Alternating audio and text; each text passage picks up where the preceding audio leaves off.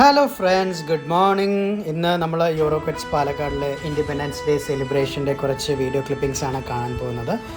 എൻ്റെ മൂത്ത മോൻ അൻവിത്ത് അവിടെയാണ് പഠിക്കുന്നത്. അപ്പം ഇന്ന് നമ്മുടെ 78ാമത്തെ ഇൻഡിപെൻഡൻസ് ഡേ ആയതുകൊണ്ട് യൂറോകിഡ്സ് പാലക്കാടിലും എല്ലാ സ്കൂളിലെ പോലെ സെലിബ്രേഷൻ ഉണ്ടായിരുന്നു. മോർണിംഗ് 9 മണിയായപ്പോൾ തന്നെ ഞാനും അൻവിത്തും അവിടെ എത്തിച്ചേർന്നു. പോയ ഉടനെ തന്നെ ടീച്ചേഴ്സ് റിസീവ് ചെയ്ത അൻവിത്തിനെയും അതുപോലെ തന്നെ മറ്റു കുട്ടികളെയും അസംബ്ലി ഏരിയയിലോട്ട് കൊണ്ടുപോയി.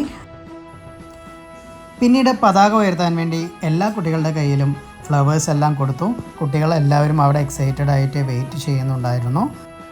പ്ലാൻ ചെയ്ത പോലെ ഏകദേശം 9:30 ആയപ്പോഴത്തേക്കും നമ്മുടെ പതാക ഉയർത്തലെല്ലാം കഴിഞ്ഞ് കുട്ടികളെ എല്ലാവരെയും തിരിച്ച് വീണ്ടും അസംബ്ലി ഏരിയയിലോട്ട് കൊണ്ടുപോകാൻ റെഡി ആയിക്കൊണ്ടിരുന്നു.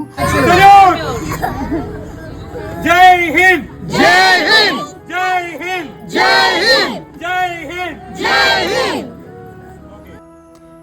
പതാക ഉയർത്തലിന് ശേഷം ഫ്ലാഗ് സല്യൂട്ട് ഉണ്ടായിരുന്നു. ഫ്ലാഗ് സല്യൂട്ട് കഴിഞ്ഞാൽ നമ്മൾ ദേശീയഗാനം പാടി ഫ്ലാഗിനെയും അവിടെ വന്നവരെയും ഇന്ത്യയെയും എല്ലാവരെയും ആദരിക്കുന്നുണ്ടായിരുന്നു. അൻവിത്ത് വളരെ ഉഷാറായിരുന്നു. എങ്കിലും പുള്ളിക്ക് ചെറിയൊരു ടയർഡ്നെസ് ഉണ്ടായിരുന്നു. നൈറ്റ് പുള്ളി ഉറങ്ങാൻ ഇത്തിരി ലേറ്റായിരുന്നു, അതുകൊണ്ടാവാം. ഇതെല്ലാം കണ്ടപ്പോൾ നമ്മുടെ കുട്ടിക്കാലം ഒന്ന് ഓർത്തുപോയി.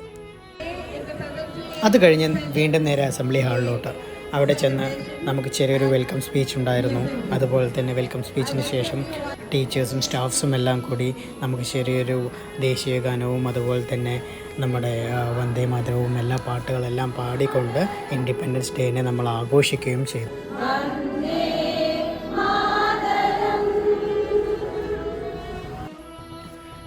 ഒട്ടും വൈകാതെ തന്നെ കുട്ടികളെല്ലാവരെയും കൂട്ടി അസംബ്ലി ഹാളിൽ നിന്നും നമ്മുടെ ഓരോ ക്ലാസ്സിലോട്ടും അവർ കൊണ്ടുപോയി. കൂടാതെ പാരൻസിന് വേണ്ടി സ്പെസിഫിക് ആയിട്ട് അന്ന് അവിടെ ഒരു സെഷൻ ഉണ്ടായിരുന്നു. എല്ലാ പാരൻസും ഇൻവോൾവ് ചെയ്യിപ്പിക്കാനും അവരെ അതുപോലെ തന്നെ ഓരോ ആക്ടിവിറ്റി കൊണ്ട് എൻഗേജ് ചെയ്യിപ്പിക്കാനും യൂറോകിഡ്സ് പാലക്കാട് ശ്രദ്ധിച്ചിരുന്നു. നമ്മൾ താഴേന്ന് വരുമ്പോൾ തന്നെ എന്താണ് നമ്മൾ ചെയ്യേണ്ടതെന്നുള്ള ഇൻസ്ട്രക്ഷൻസ് ഉണ്ടായിരുന്നു.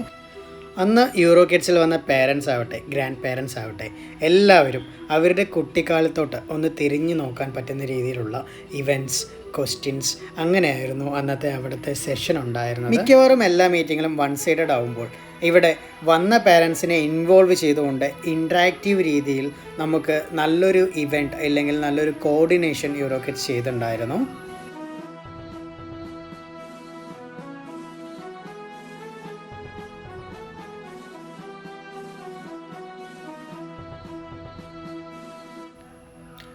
കുട്ടിക്കാലം എന്ന് വെച്ചാൽ നമ്മുടെ 1ാം ക്ലാസ്സിലെ മെമ്മറിയും അതുപോലെ തന്നെ നമ്മുടെ 10ാം ക്ലാസ്സിലെ മെമ്മറിയും അതുപോലെ തന്നെ നമ്മുടെ ഫ്രണ്ട്സിനെ കുറിച്ചും അങ്ങനെയുള്ള പലതരം ചോദ്യങ്ങൾ.